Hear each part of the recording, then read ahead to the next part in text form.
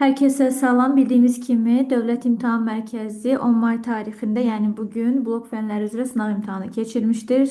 Biologiya fənnindən testlərin izahını sizə təqdim edirəm. İlk sualımızla başlayaq. Hansı mülahizələr səhvdir? Bütün xordallarda ürəyə rast gəlinir. Bu ifadə yanlışdır, çünki neftəki xordal olsa da ürəyə malik deyildir. Xanı balığın cüt üzgəclərinin sayı tək üzgəclərin sayına bərabərdir. Bu doğru fikirdir. Digər sümüklü balıqlardan fərqli olaraq xanı balığının 2 ədəd bel üzgəci, tək bel üzgəci, tək quyruq və tək quyruq altı üzgəci vardır. Yəni tək üzgəclərin sayı 4. 2 ədəd döş, 2 ədəd də qarın üzgəci olmaqla cüt üzgəclərin sayı da 4 ədəddir. Yəni bir-birinə bərabərdir. 4 ədəd tək, 4 ədəd də cüt üzgəcə malikdirlər. Bu fikir doğrudur. Götürmürük. Göl qurbağasının ontogenezi zamanı əvvəlcə arxa, sonra ön ətrafların sümükləri əmələ gəlmişdir. Bu fikir doğrudur. Çünki öncə arxa ayaq, sonra ön ayaqlar əmələ gəlmişdir. Fikir doğrudur. Götürmürük. Həm zolaqlı kərtənkələnin, həm də qurbağanın beyinciyində şırın və qırışlara rast gəlinir. Bu fikir yanlışdır. Nəyə görə? Çünki beyincikdə şırın və qırışlar əsasən quş və məməlilərə xasdır. Kərtənkələ, qurbağa bunlarda beyincikdə qırış yoxdur. Yanlışdır. Zolaqlı kərtənkələnin ön ətraf qurşağında sümüklərin sayı göl qurbağasının çiyin qurşağındakı sümüklərin sayından azdır. Bəli, doğrudur. Çünki göl qurbağasında döş sümüyü çiyin qurşağına aid edildiyi üçün zolaqlı kərtənkələndə 2 kürək, 2 körpücü, 2 qarğa, göl qurbağasında isə 2 kürək, 2 körpücü, 2 qarğa və 1 ədəd döş sümüyü vardır. Ona görə kərtənkələdə 6, qurbağada 7 ədəddirsə, zolaqlı kərtənkələdə daha az olacaq. Bu fikirdə doğrudur. Yanlışı bizdən istədiyi üçün cavabımızı müəyyən edirik. A variantı. Sual 2. Qısa bir müddət ərzində antropogen təsir nəticəsində göldə olan bütün evkaryot produsentlər məhv olmuşdur. Həmin göldə ilk növbədə hansı maddənin miqdarı azalar? Ümumiyyətlə, produsentlər məhv olursa, produsentlər fotosintez etmək qabiliyyətinə malikdir. Evkaryot produsentlər məhv olub qeyd edir. Produsentlər fotosintez edir, mühitə oksigen xaric edirlər. Əgər ki, e, produsentlər məhv olarsa, ilk olaraq burada oksigen miqdarı azalmış olacaqdır. Buna görə cavabımızı müəyyən edirik. A variantı. Uyğunluğu müəyyən edin. Deməli, çiçəkli bitki verilib. 1, 2, 3 qeyd edək. Çiçəkləri 6 erkəkçilidir. Meyvəsi qutucuq meyvədir. Burada çiçəyi 6 erkəkçiyə malik olan quduz otu, çöl xardalı, sarımsaq bu kimi bitkiləri misal göstərə bilərik. Lakin meyvəsi qutucuq olduğu üçün biz bura yalnız sarımsağa aid edə biləcəyik. Daha sonra meyvəsi qutucuqdur, 2 ləpəli bitkidir. Yəni ikinci fikrə gedəcək ifadələrimiz bu petuniya və tütün olacaq. Çünki badımcan çiçəklər fəsiləsinin nümayəndələrində petuniya və tütün qutucuq meyvəyə aiddir və 2 ləpəli bitkilərə xasdır. Deməli 1, 2-yə uyğun olacaq B və Y ifadəsi. Üçüncü, çiçəkləri 6 erkəkçilidir və 2 ləpəli bitkidir. Quduz otu xaç çiçəklərə aid bir nümayəndədir və 6 erkəkçiyə sahibdir. Deməli, cavabımız olur 1-ə D, 2-yə deməli A və bir də çöl xardalını bura aid edəcəyik. Çünki quduz otu, çöl xardal bunlar hər ikisi deməli xaç çiçəklidirlər və deməli 6 erkəkçiyə sahibdirlər, 2 ləpəli bitkilərdir. 1-ə D, 2-yə B, Y, 2-yə A, 3-ə AC cavabımızı müəyyən edirik. B variantı. Sxema 80 doğru kəsmələri müəyyən edin. Fərdi seçmə biz bilirik ki, öz-özünə tozlanan bitkilərə və əsasən heyvanlara tətbiq edilir və fərdi seçmənin nəticəsində saf xətlər alınır. Əgər ki, çiçəkli bitkiləri nəzərdə tutsaq, öz-özünə tozlanan bitkilərə tətbiq edilir. Yəni, iki cinsli çiçəklər olan bitkilərə tətbiq olunacaq. Bu fikir doğrudur. İki evli bitkilər tətbiq oluna bilməz, çünki öz-özünə tozlanan bitkidirsə, mütləq çiçəklər eyni bir bitkidə, eyni bir erkəkçi və dişici eyni bir bitkidə, eyni bir çiçəyin üzərində yerləşməlidir ki, öz-özünə tozlanma getsin. İki evli bitkinin üzərində ya erkəkçi ya da dişici olur. İki evli bitkilər çarpaz tozlanır. Biz də dedik ki, fərdi seçmə öz-özünə tozlanan bitkilərə tətbiq edilə bilər. Ona görə bu ifadə, birinci ifadə yanlışdır və fərdi seçmə zamanı resesiv zərərli mutasiyanın üzə çıxma ehtimalı çox, toplanma ehtimalı isə azdır. Kütləvidə isə əksinə üzə çıxma ehtimalı az, toplanma ehtimalı çoxdur. Bu da azdır qeyd edirsə, bu kütləvi seçməyə aid bir fikirdir. Cavabımızı müəyyən edirik. C variantı. İnsanda irsi xəstəliklər hansı hüceyrələrlə nəsl ötürülür? Yəni hər bir fərd özünün qametində baş verən hər hansı qametində o daşıdığı hər hansı bir irsi xəstəliyi, hər hansı bir geni öz nəslinə ötürəcəkdir. Yəni irsi xəstəliklər Valideyndən övlada cinsi hüceyrələr vasitəsilə ötürülür ki, cinsi hüceyrələr birləşərək ziqot yaradır və orqanizm həmin o ziqotdan inkişaf edir və cinsi hüceyrələrlə əlamətlər nəslə ötürülmüş olur. Faydalı və ya xəstəlik əlamətləri cinsi hüceyrələrlə nəslə ötürülür. Cavabımızı müəyyən edirik. B variantı. Sual 6 ilə davam edirik. Bədən temperaturu ətraf mühitdən asılı olmayan canlı birinci canlı, asılı olan canlı birinci canlıdır. Asılı olmayanlar isə 2 və 3-cü canlıdır. İkinci canlının bədən temperaturu daha çoxdur. Ümumiyyətlə biz bilirik ki, bədən temperaturu ətraf mühitdən asılı olmayan stabil olanlar quşlar və məməlilərdir və deməli, asılı olanlar isə suda qurda yaşayan sürünən və balıqlardır. Birinci ifadədə biz birinci qeydimizdə suda qurda yaşayan sürünən və balıqları, ikinci qeydimiz stabil bədən temperaturuna sahibdir və ikinci canlımızda bədən temperaturu 3-dən daha çoxdursa, bura quşlara aid edəcəyik biz. 3-ə isə gedəcək məməli. Öncə bir canlıları müəyyən edək. Birinci ifadəmizdə biz bura balıq, bura suda qurda yaşayan, bura sürünənə aid edə bilərik. Baxaq indi ürəklərinin və beyinlərinin quruluşları verilib canlıların. Deməli, birinci A bəndindəki şəkil balığın ürəyinin şəklidir. Ona görə birinci biz soyuqqanlı canlıları müəyyən etdik. Soyuqqanlı canlılara gedəcək balıq. Daha sonra B quşun beyninin şəkli verilmişdir və ikinci canlımız bizdə quş olacaq müəyyən etmişdik. B getdi 2-yə. C variantında bizə təqdim edilmiş şəkil kərtənkələnin deməli beyninin şəklidir və kərtənkələ də suda qurda yaşayan sürünənlərə aid olduğu üçün, yəni soyuqqanlı canlı olduğu üçün 1-ə gedəcək. D qurbağanın ürəyinin quruluşudur, çünki ara kəsmə yoxdur mədəcikdə. Bu qurbağa suda qurda yaşayandır, soyuqqanlı canlıdır. D-ni aid edəcəyik 1-ə və deməli burada sol aorta qövsü görürük. 4 kameralı ürək və sol aorta qövsü görürsə, bu deməli məməlilərin ürəyindən quruluşunu bizə təqdim etmiş olur. 3-ə də gedəcək E bəndi. Deməli 1-ə A, C-D, 2-yə B, 3-ə isə Y-ni müəyyən edirik. Cavabımız olur A. Buğdanın dən meyvəsinin qida maddələri endospermlə üşüymə birbaşa nə vasitəsilə ötürülür? Ümumiyyətlə, ikiləpəli bitkilərdə ləpə yarpağı ehtiyat qida maddəsi toplama xüsusiyyəti olsa da, bu birləpəli bitkilərdə yoxdur. Birləpəlilərdə ləpə yarpağının funksiyası endospermdə olan ehtiyat qida maddəsinin üşüymə ötürülməsini təmin etməkdir. Ona görə də cavabımız olur D variantı. Formalaşmış nüvəsi olmayan canlılara aiddir. Yəni prokaryotlara aid bir xüsusiyyətləri bizdən istəyir. Prokaryotlara deməli nüvəsi olmayan canlılara aid, yəni prokaryota aid xüsusiyyəti istəyir. Burada olmayanın kursivlə göstərməsi bizi çaşdırmasın. Nüvəsi olmayan canlılara aid bir xüsusiyyəti bizdən istəyir. Parazit formalar intoksikasiyaya səbəb olan maddələr ifraz edirlər. Bəli, toksinlər hazırlayırlar. Bakteriyalar, misal üçün bəziləri endotoksin, bəziləri isə eksotoksinlər hazırlayır. Əgər bakteriya yaşaya-yaşaya xaric edirsə, bu olur. Deməli, eksotoksin məhv olduqdan sonra xaric etdikləri isə endotoksindir. Yəni intoksikasiyaya səbəb olurlar parazit bakteriyalar. Bu doğru fikirdir. Hüceyrələrində membransız orqanoidə rast gəlmir, xeyr, ribosoma malikdirlər, yanlışdır.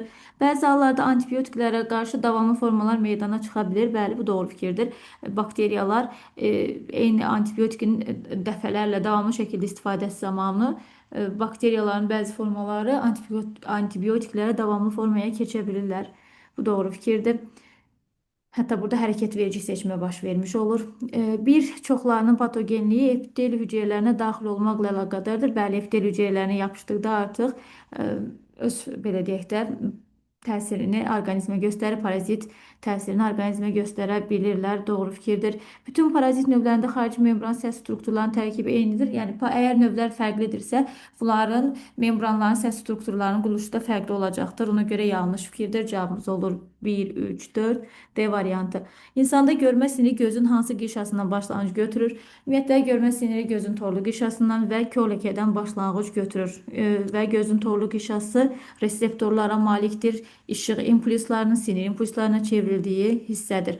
Yəni, işıq impulsu sinir impulsuna çevrilən qişa, yəni torlu qişa və kör ləkədən başlanğıc götürür. Kör ləkədə reseptorlar olmur, oradan sinir impulsları başlanğıc götürür. Cavabımız olur C variantı.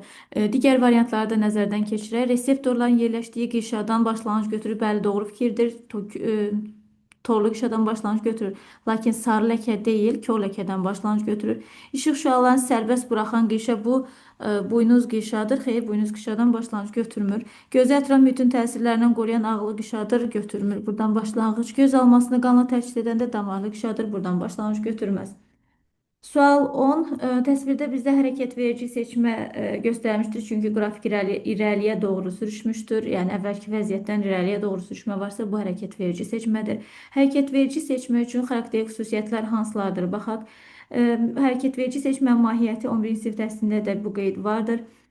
Burada orta göstəricilərə malik fərdlərin kənar edilməsi ümumiyyətlə hərəkət verici seçmənin xüsusiyyətlərindən biri belə yenilik, yəni populyasiyada fərdlər arasında yeni növlərin yaranmasıdır, yəni fərqli formaların yaranmasıdır və hərəkət verici seçmənin əsas xüsusiyyətlərindən biri əlamətin orta göstəricisindən faydalı kənara çıxmalar meydana gətirməkdir. Bu dəstək cümləsində əlamətin orta göstəricisindən orqanizmlər üçün faydalı kənara çıxmaların əmələ gəlməsi, yəni orta göstəricidən fərqli bir formanın əmələ gəlməsi bu hərəkət verici seçməyə aiddir. Populyasiyanın fərdləri arasında oxşarlıq bu stabilləşdirici seçmədədir.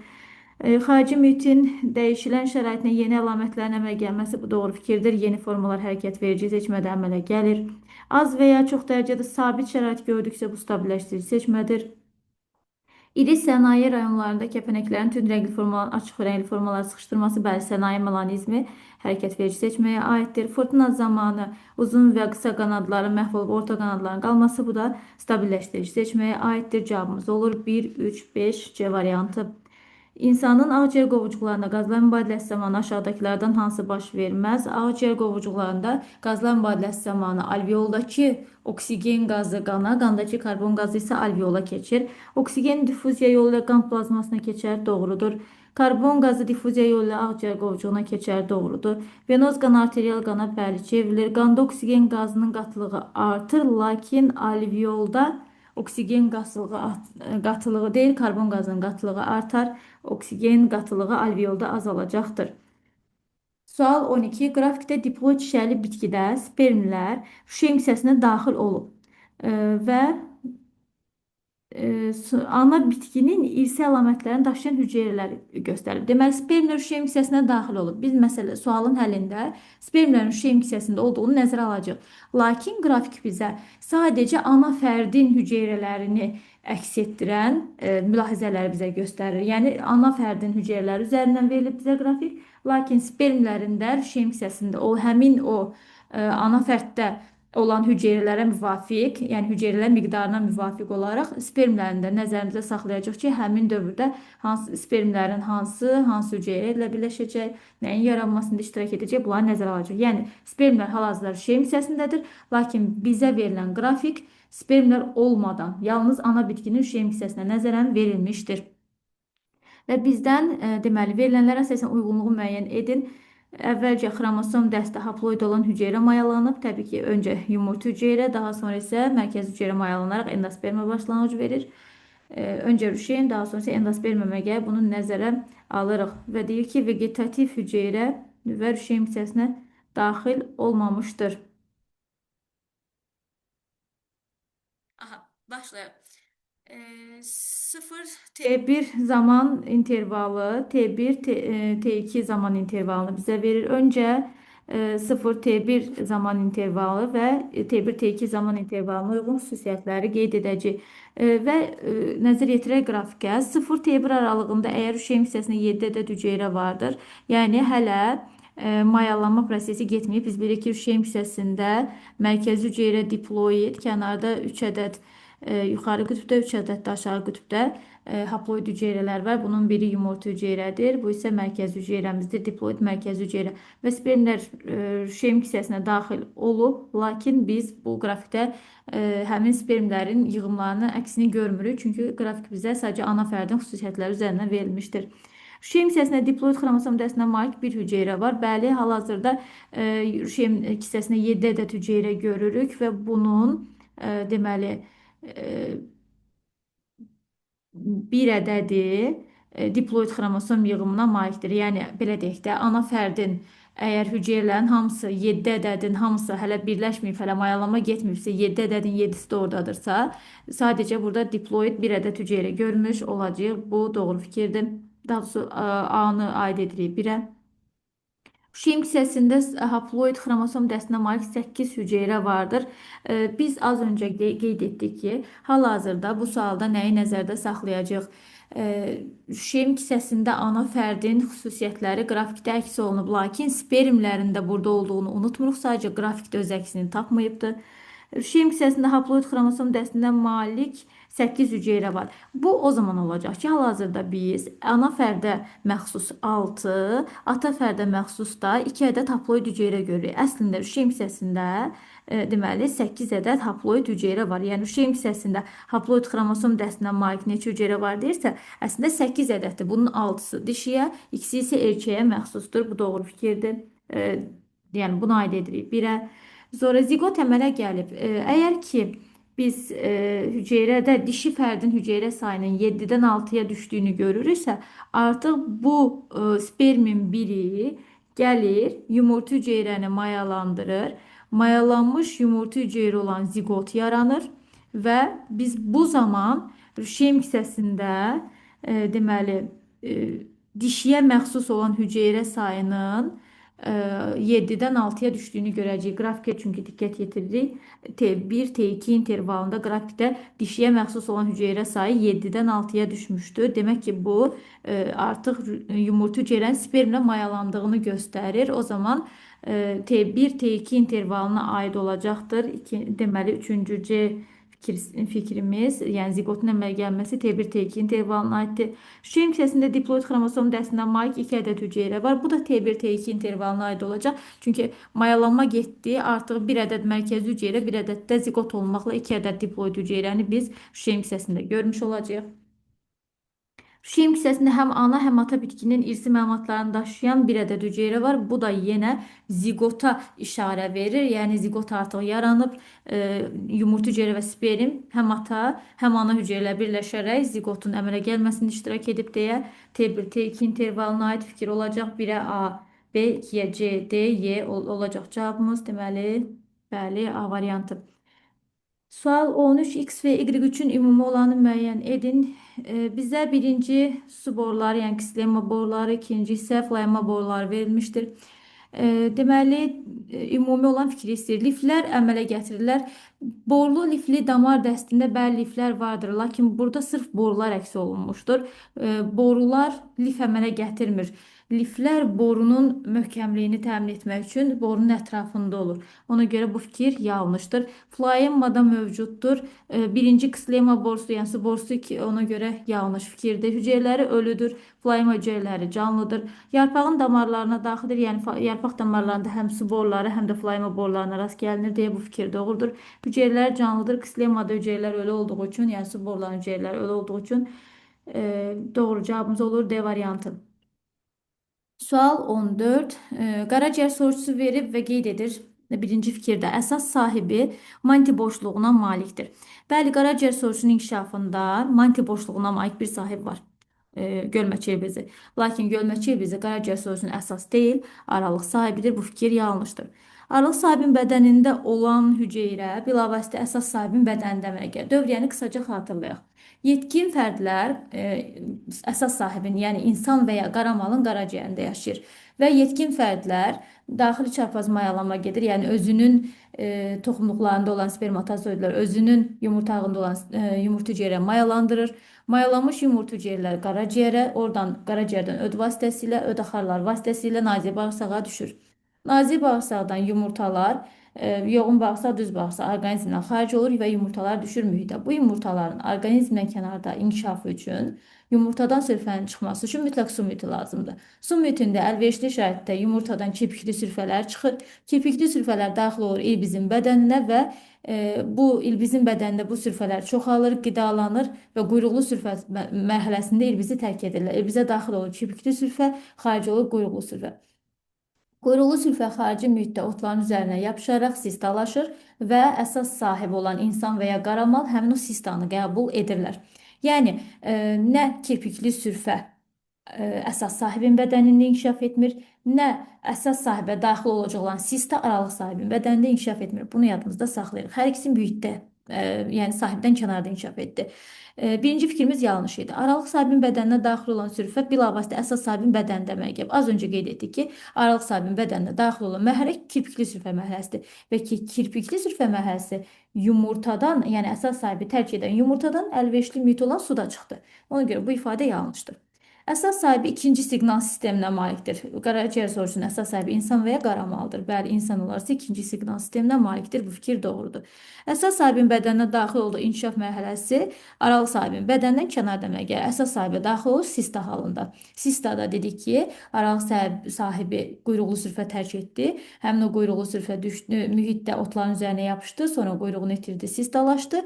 Deməli, sista orqanizmdən kənarda, aralıq sahibdən kənarda inkişaf etmiş oldu. Cavabımız olur 3, 4, Y variantı. Sual 15. Yaşıl quş mamırın inkişafının hansı mərhələlərində diploid xromosom dəstinə malik ola bilər? Yaşıl quş mamırı inkişaf dövriyyəsində yetkin fərd spordan inkişaf edir və haploid xromosom yığımına malikdir.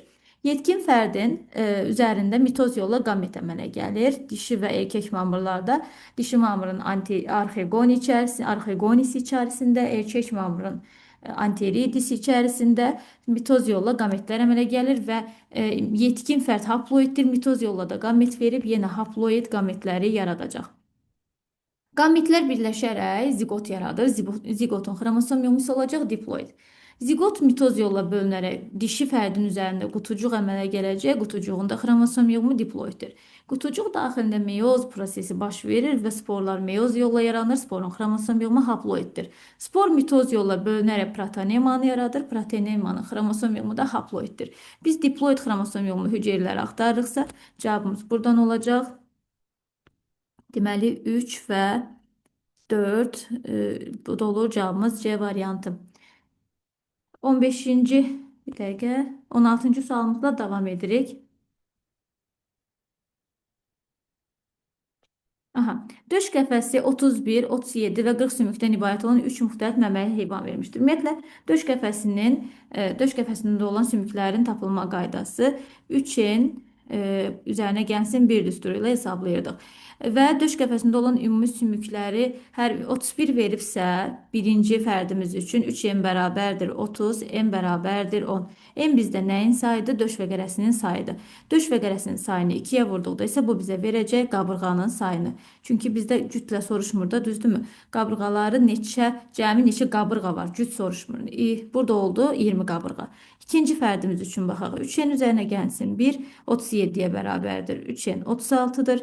N'imiz olacaq 12. N bizdə döş vəqərəsinin sayıdır. Qabırğanı istəyirsə vurduq 2-yə.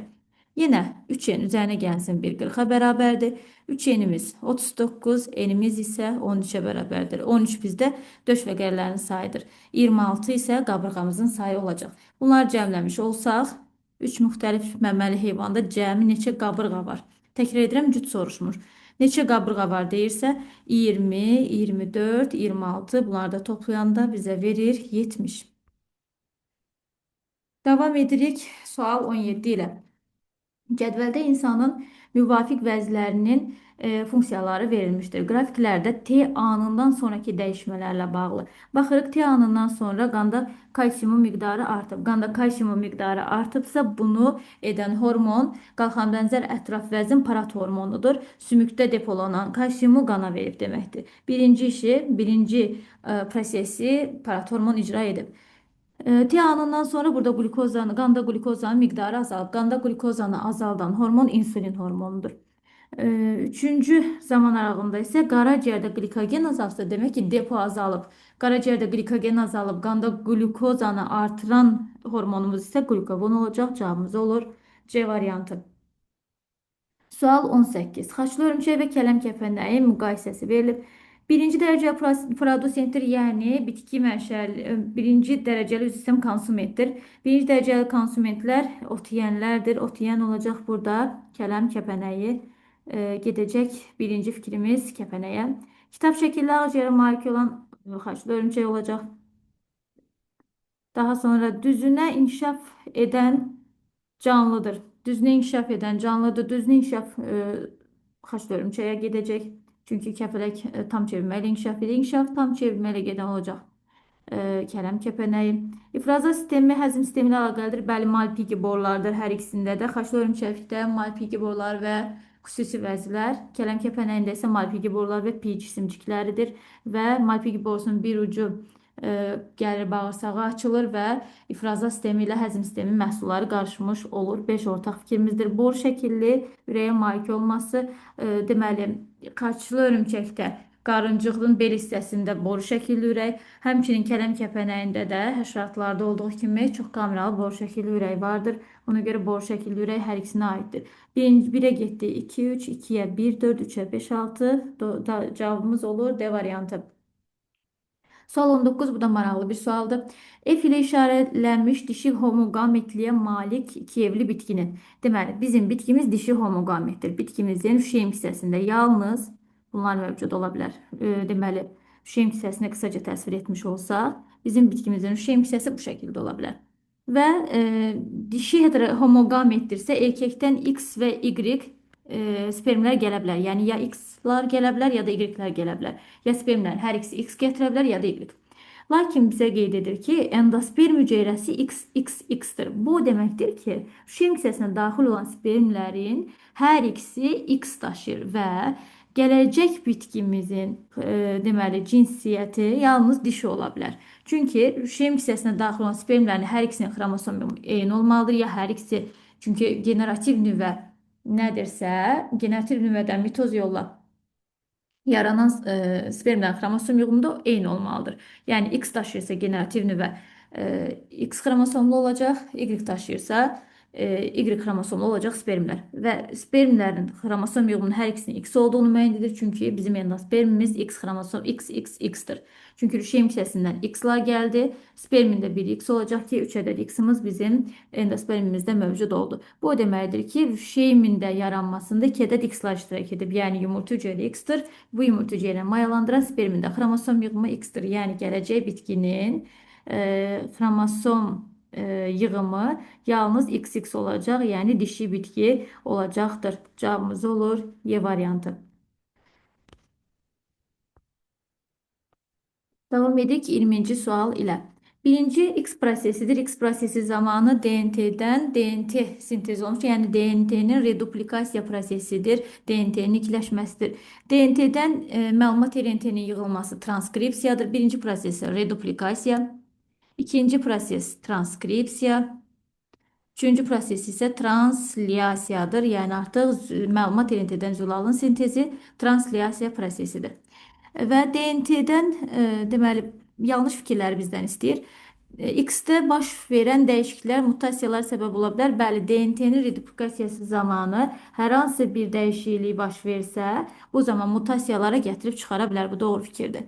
Z-də peptid rabitə sayı artır. Z-də, yəni Z prosesi zülalın sintezi prosesidir və bu zaman peptid rabitənin sayı artır. Çünki amin turşuları gəlir zəncirə qoşulduqca peptid rabitə sayı artır. Doğru fikirdir.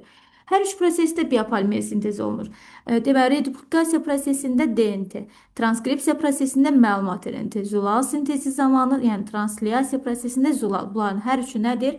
Biopolimer birləşmələrdir. Ona görə doğru fikirdir. Hər üç prosesdə dezoksiriboza miqdarında azalma müşahidə edilir. Xeyr.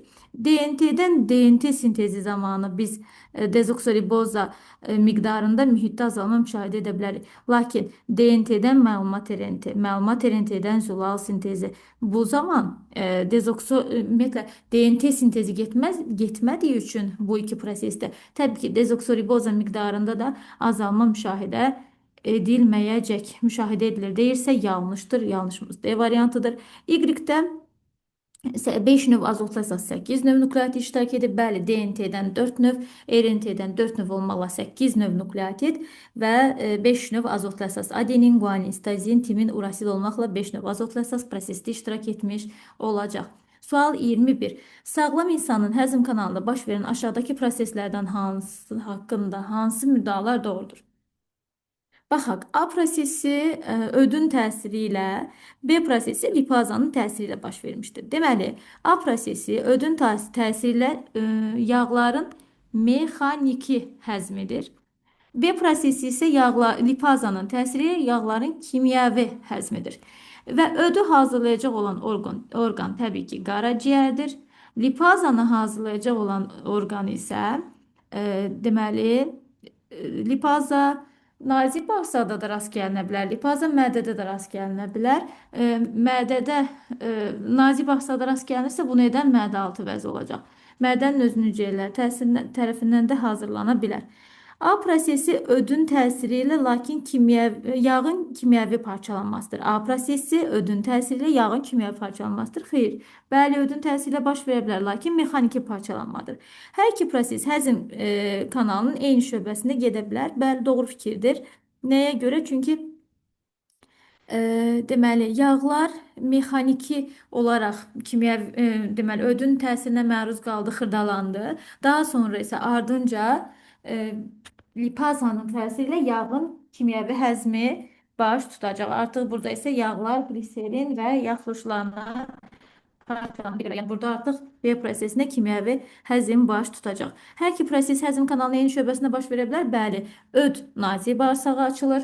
Ödün axarı, həmçinin mədə-altı vəznində axarı nazik bağırsağa açılır. Yəni lipaza və öd hər ikisi nazik bağırsaqda təsir göstərə bilər. Öncə ödün təsiri ilə yağlar mexaniki həzmə məruz qalır. Daha sonra isə mexaniki həzmə məruz qalmış olan daha xırda molekullu yağlar isə lipazanın təsiri ilə kimyəvi həzmə məruz qalır. Doğru fikirdir.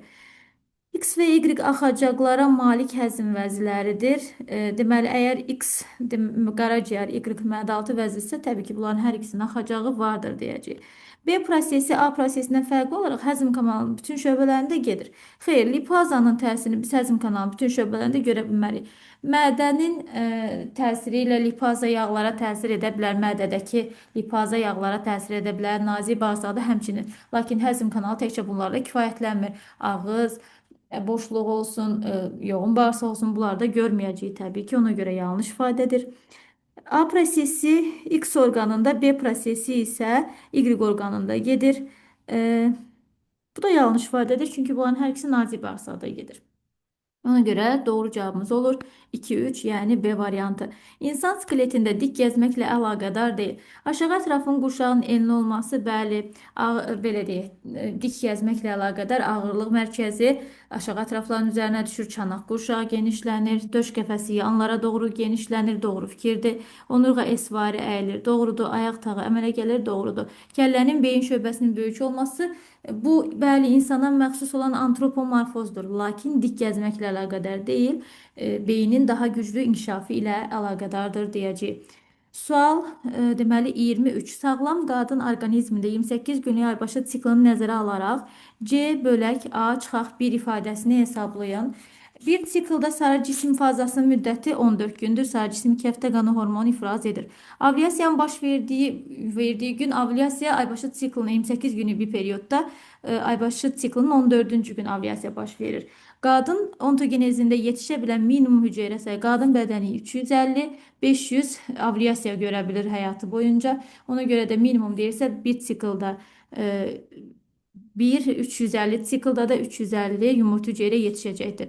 Deməli, C'miz olur 350, A-nı 14 tapdıq, çıxırıq 14'ü. 350'ni 14'e böləndə bu bizə, deməli, bu bizə verir 25. 25'dən də çıxırıq 14'ün ifadəmiz olur 11. Cavabımız 11. Paleozoerasın Perm dövründə uçan onurğalılar xeyr, Yurada yaranmışdır. Yırtıcı dişli sürünənlər bəli Perimdədir. Trilobitlərin nəsli Perimdə kəsilmişdir. Hörümçəklər deməli Paleozoerasın daş kömür dövründə meydana çıxdı. Rüşeym kökçüyü əmələ gətirən generativ orqan bu toxumdur. Toxum Paleozoerasının devonunda meydana çıxmışdır. Daş kömür meşələri yox olmuşdur. Bəli, daş kömür meşələri də Perm dövründə yox olmuşdur. Cavabımız olur 2, 3, 6. Sual 25. Şəkildəki orqanoid xloroplastdır və xloroplasta aid xüsusiyyətləri istəyir. Tərkibində kristlar olur. Xeyr, krist mitoxondriya aid xüsusiyyətdir. Bu ifadə yanlışdır bir cəhətdə. Krist mitoxondriya aiddir. Bu ifadə yanlışdır. Monosaxaridlərin sintezində iştirak edir. Monosaxarid qlükozanı nəzərə alaq. Bəli, xloroplast qlükoza sintezində iştirak edir. Tərkibində ribosom olduğu üçün, DNT RNT-yə sahib olduğu üçün zülal sintezi tərkibində baş verir. Doğrudur. Prokaryotlarda rast gəlinmir. Hüceyrə tənəffüsündə iştirak etmir. Bunu edən mitoxondriyadır. Bölünmə yolu ilə çoxala bilir. DNT-yə malik olduğu üçün özünü sintezləyib ikiləşdirə bilir. Bəli, doğru fikirdir. Cavabımız olur 2, 3, 6. Sual 26. Birinci amöb təsvir edilmiştir. Bu sarkomastigoforlar tipi sarkodinlər sinifidir. İkinci Y-də yaşlı evglenlə təsvir edilmişdir. Sarkomastigoforlar tipi qamçılar sinifidir. Üçüncü, yəni Z-də infuzor təsvir edilmişdir. İnfuzorlar tipi kirpikli infuzorlar sinifidir. Yuxu xəstəliyinin törədicisi deməli tripanosomdur. Tripanosom sarkomastigoforlar tipinin qamçılar sinifinə aiddir. Bu deməli doğru fikir olacaq. Çünki yuxu xəstəliyinin törədicisi Y, yəni yaşlı evglenlə eyni sinifə aiddir. Bəli, sarkomastigoforlar tipinin qamçılar sinifinə aiddir. Sadəcə tripanosom parazit, evglena isə sərbəst yaşayan nümayəndədir. Leishmaniya Z orqanizm ilə eyni sinifə aiddir. Leishmaniya da həmçinin sarkomastigoforlar tipinin qamçılar sinifinə aiddir. Z isə infuzordur, yanlışdır. Toksoplazma sporlar tipinin deməli koksidikimlər sinifinə aiddir. X və Y orqanizmlərlə eyni tipdir. Xeyr, hər ikisi X və Y hər ikisi sarkomastigofordur. Toksoplazma isə sporludur. X, Y, Z orqanizmlər 3 müxtəlif tipin nümayəndəsidir.